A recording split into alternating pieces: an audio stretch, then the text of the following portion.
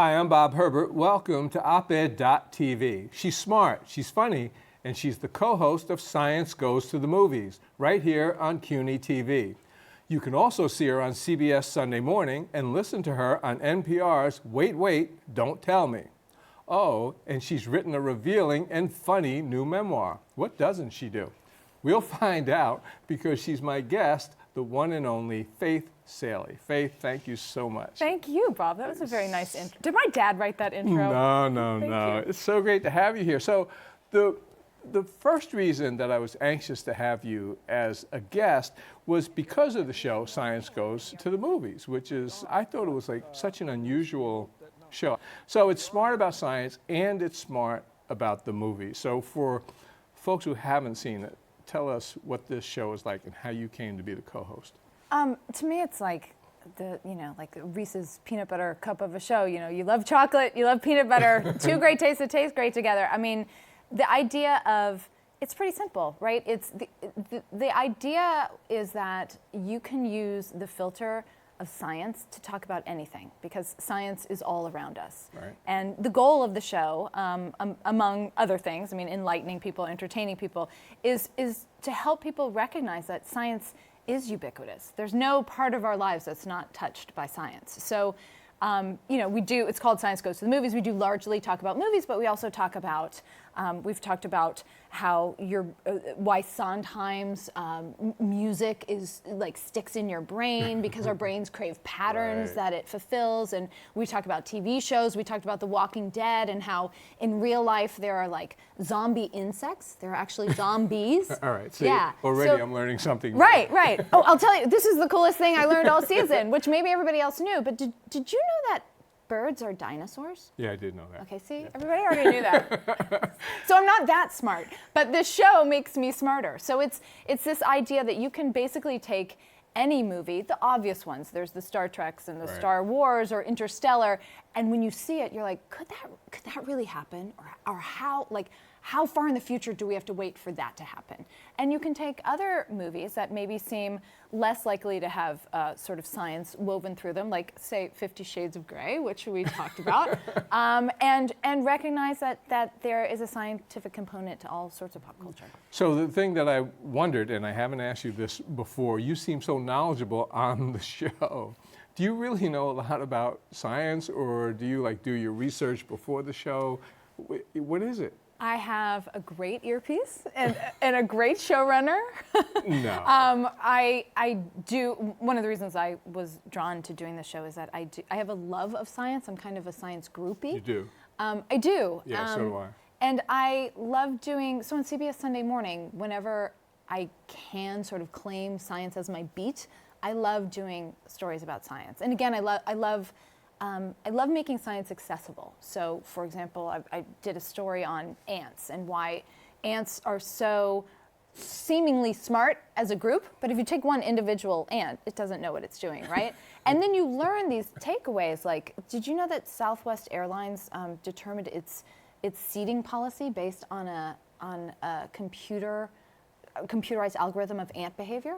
I've been on Southwest. You do believe it, right? It seems like it. Yes. So the idea for me was to sort of use my natural curiosity about all things scientific and be able to ask I don't want to call them dumb questions, right? No questions are ever dumb, but to be able to sit down with a scientist and get to the nitty gritty and also be like a fan. Like, could lightsabers ever really work? Do they have to be blue and red? Can they be pink? Questions I really want to know. Right, they're not dumb questions. It makes it accessible to the layperson. Yeah. So you mentioned CBS Sunday Morning where you do commentaries, and one of the commentaries you did was on oversharing. Yes. So talk about that. I have a feeling we might be like-minded about oversharing. Trust me. Oversharing was the word of the year. I'm always attracted to the words of the year. At the end of December every year, you find out what was the word of the year. And it was the word of the year in 2014.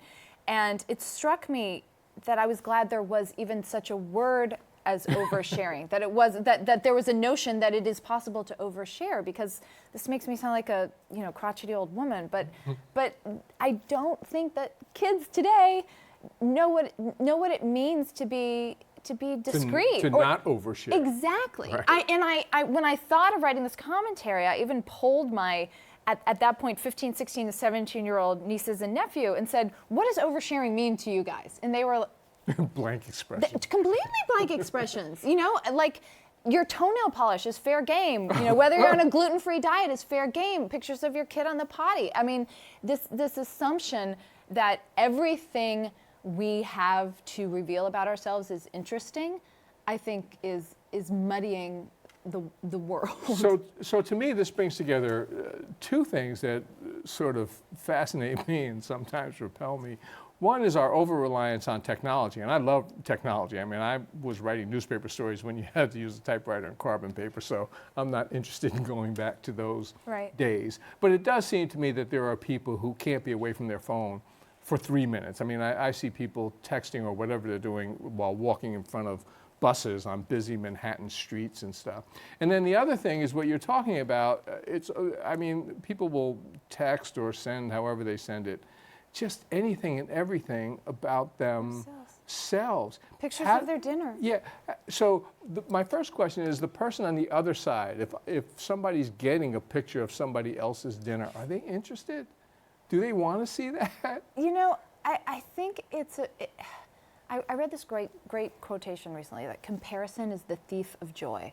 You know, I think it's always measuring yourself against other people. Like, wow. I do, look, as I say that, I posted a picture of a cake I made last weekend because it was my son's 4-year birthday party, and I made an excavator. I made a 3D excavator cake, Bob. Yeah, but and so I wanted to post But this was an extraordinary cake. What about somebody who just sends a shot of a slice of cake? I know, right?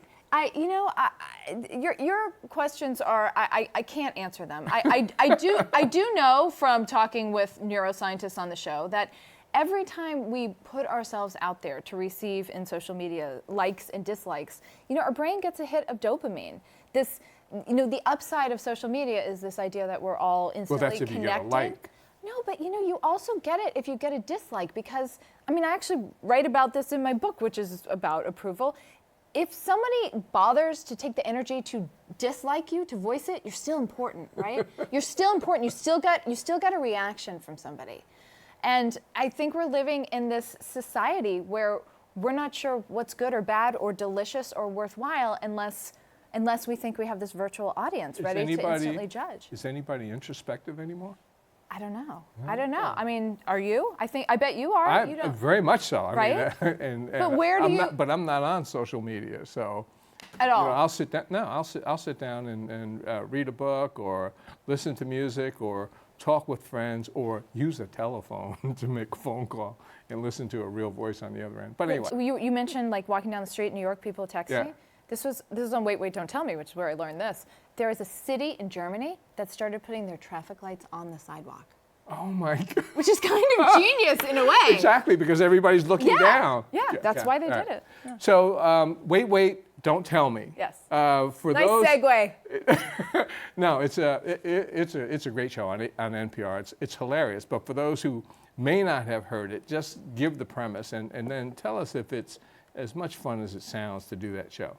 I can tell you, yes, it is as much. It's more fun because they edit out all the dirty parts. We tape for it's an hour-long show on NPR. It is a great show, and I can say that without sounding self-aggrandizing because it's been on for many, many years before I was ever honored to be on it, and I was a big fan. It causes driveway moments. That's what they say around NPR is when you're in your car. Is that when you stop in the driveway, you can't get out of the car, you have to keep listening? Exactly, yeah.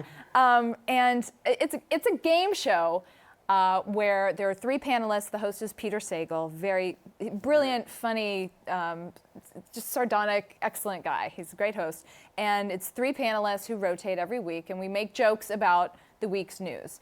And nobody cares who, somebody wins at the end. Nobody cares who wins except me. Oh, you me do? and my father, who texts me before every show, please do honor to the family name. Oh my goodness. No pressure. No pressure. No Exactly. pressure. And then he knows by now, I've been doing the show for, 7, 8 years. He knows by now that if I don't text him after the show, I didn't win. But if I do win, I let him know, and he always texts back, "You can come home now." But win or lose, the goal is to be funny. The goal is to be Isn't funny. that frightening? I mean, it's bad enough to go on the air and just talk without making a fool of yourself, so there's an exchange, or you give an opinion, or there's conversation, whatever. But to have to be funny, does that worry you? It would kind of freak me out. I love being around funny people. I love when I myself can generate some funny. I grew up loving the sound of laughter at least as much as applause. And so it's a muscle. I do think it's a muscle. I don't always flex it. I'm not saying I'm always hilarious. And when I was first on the show, absolutely. I knew my job was to be funny. And I was always surrounded. Everybody else on the show was really funny. And I would say for about 2 years, every time I got on the show, it felt to me like an audition. And then, I just sort of relaxed and remembered my roots in improv comedy, which is that, it involves listening, it involves trust. You're a funny guy. You don't conceive jokes ahead of time, but you are like amiable and fun to talk to. And amiable is one thing, funny is another. If I'm funny by accident, and usually the joke is on me. You wrote a memoir, Approval Junkie: Adventures in Caring Too Much. This is actually, it's a terrific and I think courageous, but also funny memoir. But in your case, I mean, the subtitle is Adventures in Caring Too Much. What did that mean in your case, caring too much? And then I especially want to know, did that start like when you were like a little kid? Yeah. First of all, thank you very much for your kind words, because you know what? You're not exactly my target demo. You're not. Right. And so I'm thrilled that you enjoyed it. Adventures in Caring Too Much. When I decided that things that had happened to me had reached critical mass and I wanted to tell some stories, I looked for a theme that was going through them. And I saw that there was this constant theme of seeking validation, seeking approval. And I wanted, at the same time that in society I was recognizing this sort of zeitgeist of people saying, I don't give a crap. I don't care what people think. And we just talked about, we live in this social media world where people Right. are putting themselves up to be instantly judged, right? So to me, that didn't seem to work. I think the people who say the loudest, I don't care, the Kanye Wests and the Donald Trumps of the world, are the ones who are constantly having Twitter wars and care desperately Exactly right. what people think The of them. thinnest of skins. That's right. Yeah. And I also thought that in my personal experience, when I thought about writing essays that were sort of implicitly a memoir, that seeking approval for the most part had served me well. In the worst instances, I learned big lessons, like from whom it's not worth seeking approval, like my ex-husband or a scale or casting directors in Hollywood. Who you call a wasband. Yes, he's my wasband. That cracked me up. Yes. Okay. I thought that was kinder than revealing his name. But also, seeking right at the root of the word approval is proof. And I love proving things to myself. I'm kind of relentless about it. And that doesn't mean, look, my choice isn't to run a marathon. I don't know how, I can bake excavator cakes, but I don't know how to make dinner. But I feel like it keeps me young, it keeps me vibrant, it keeps me curious to keep seeking my own approval. And you mentioned 2 shows that I'm honored to be a part of. Do I seek the approval of my colleagues, either at Wait Wait or at CBS Sunday Morning? Yeah. Like, I don't think I don't think I'm so cool that I don't care what anybody else thinks. I think if you're surrounded by people who inspire you and whom you admire, it's healthy to seek approval. Is that what drew you to be an entertainer, a performer? Certainly hearing applause and having positive attention and approbation felt good from a young age. I can't remember when I didn't want to be an actor. Really? Yeah. And it wasn't for, you hear stories of entertainers who grew up in unhappy households who needed to make their parents laugh. Right. That wasn't my case. Or kids who didn't get enough attention because they were the youngest of 9. That wasn't my case. I had really supportive parents. Perhaps my mother's constant approval was like a gateway drug. But it was what I always wanted to do. I loved It's interesting how my life has changed because I always loved helping people tell their stories, being the vessel, being the actor, being the singer of content somebody else created, and that's all I wanted to be. And it took years of not getting cast in the roles I wanted to get to realize, okay, I have to write this myself. I think writing is the hardest thing in the world, and I'm just going to have to sit down. If I want to be an instrument of expression, I'm going to have to be the creator of it. I always thought that performing was such a hard role to travel as a career. Just success is, there's so many people who are not successful, so I always thought that was incredibly tough. Did you ever consider a different career? Or was it only going to be acting or performing in some sense? It was only going to be acting or performing. And when I didn't even think I'd end up writing. You know, now I'm a writer, did you know as a kid that you could write, though? I did. Yeah, because there's a lot of people who cannot. That is true, and yet they still do, right? And there are a lot of people who can't act, and they still do. I did, because you know what? Part of being an approval junkie, I was a straight A student, you know? And I wasn't, I don't feel like it's bragging to say that, because I wasn't the kid who didn't have to study. I was like the scrappy kid who studied all the time, because I not only did I want an A, I wanted an A+, right? It felt good. And so I remember kids like you. But wait, but you were probably one. That was a different story. You know your way around a semicolon. You can write. I don't know if that's a great talent or not. Actually, I just finished reading the two big biographies of Sinatra, and I thought about how wonderful it must be to go into a studio and be able to sing a song like he could sing. If you had some fabulous talent apart from the talents that you have, some different talent, spectacular talent, what would it be? Would it be a singer or a scientist or an athlete or what? It would be a singer. Yes. I feel like I'm still falling into the performing trap, but I think, although, you know, I have to say, when I was coming up, it sounds like I'm 85, there wasn't this world where you could be, fill in the blank, a singer, a scientist, an athlete, and also have an outlet, a public arena, right? We live in this world where everything can immediately be shared and put on a screen. And even when I was in grad school, where the world was my oyster, and I could have, you know, gotten a PhD if I decided to stay one more year instead of hightailing it to Hollywood, I thought, if I want to be any kind of performer, I have to be in TV or on the stage. I didn't realize that I could have maybe been a scientist or a doctor or something less sparkly, and yet had an outlet to add a public element to it. You know what I mean? I do. Right. Yeah. Nowadays, whatever you choose to be, you can also do it publicly. Right. One of the many really interesting chapters in this book was one on the art or the craft of interviewing, which is which I didn't expect. I mean, I remember I just saw the chapter heading. Talk about that a little bit. Well, you're really good at it, so it was. I hope the chapter was resonant. The chapter really spoke to me, I'll tell you that. You know, my life completely changed when my career's been very itinerant, because, as we established, I was going to be an actor no matter what. And I had some success in LA. You know, I got to be on Sex and the City one time. I got beamed up on Star Trek. But it wasn't what I wanted it to be. And so I improbably became the host of a national public radio show.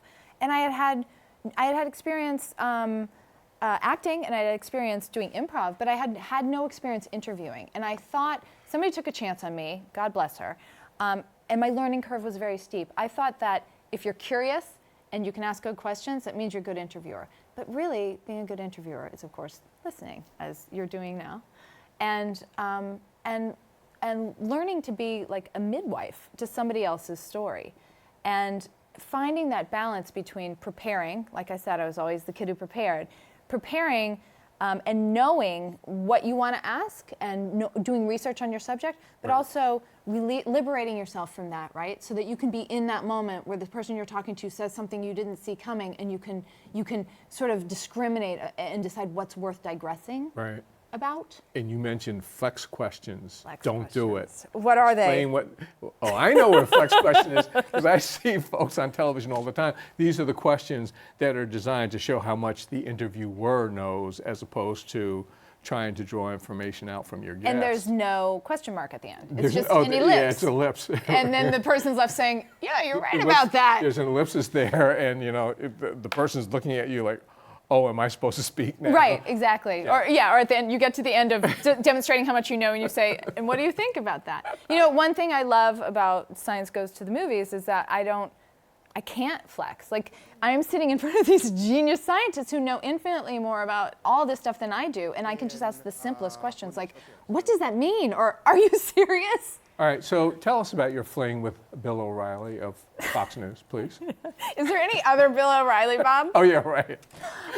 Yeah, I have a chapter called My Summer Fling with Bill O'Reilly. It's a chapter in which I make my 2 appearances on O'Reilly, and I'm talking about the show, not the man, analogous to going on some dates with him. Because it is like when you know this, you do TV news sometimes, right? You go on, you've got five minutes during which at least, if you're on Fox News, first of all, if you're a woman on Fox News, you're expected to be as attractive as possible. They put you in hair and makeup and try to make you look like a porn star as quickly as possible.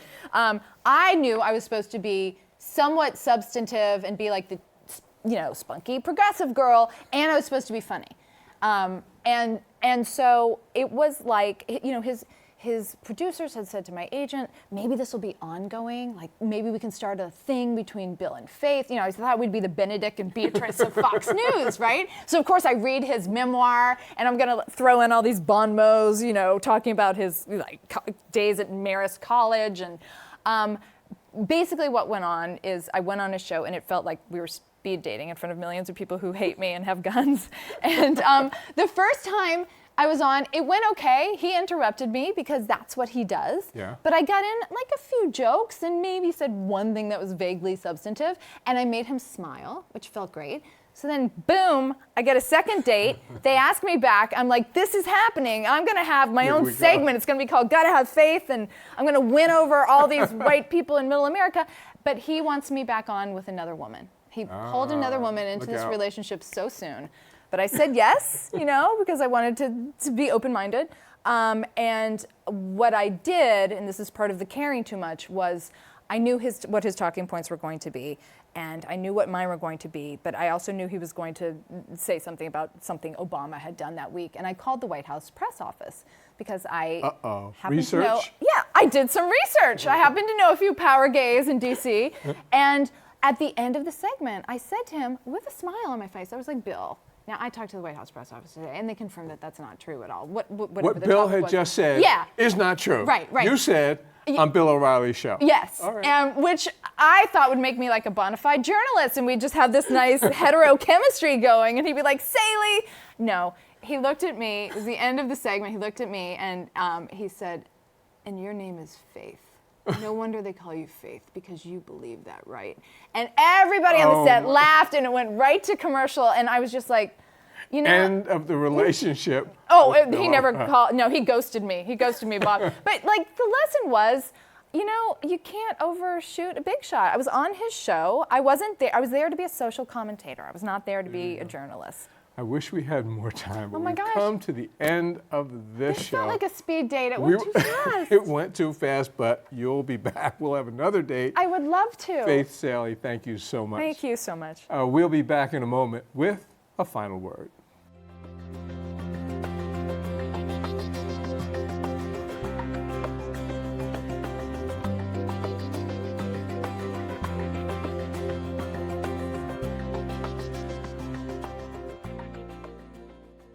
Among Donald Trump's many excursions into the precincts of madness is his pronouncement that America should probably start profiling Muslims in the fight against terror. This, of course, would have to include racial profiling, ethnic profiling, religious profiling, and heaven knows what else. And how do you know what a Muslim looks like? Not too long ago, a flight from Philadelphia to Syracuse, New York was delayed when the presence of a celebrated Italian economist, Guido Menzio, upset a woman who was also on the plane. Menzio, who is 40 years old and has taught at Penn, Princeton, and Stanford, was absorbed in an extremely complex mathematical problem. What the passenger saw was a foreign-looking man furiously writing numbers and symbols that she couldn't begin to comprehend. Maybe he was Muslim, and if that was the case, he might well be up to no good. She handed a note to a flight attendant. Menzio was escorted off the plane and interrogated. He explained what he was doing and eventually was allowed back on the plane, and it took off. Menzio did not seem to be angry, but he would later write about the danger of an epidemic of paranoia. He said it is hard not to recognize in this incident the ethos of Trump's voting base. Racial and religious profiling flies in the face of everything America stands for, but of course, that does not bother the Donald. He told CBS's Face the Nation, "I hate the concept of profiling, but we have to start using common sense." That's exactly what I hope the voters do in November when they cast their ballot for president. Exercise common sense. That's all for now. See you next time.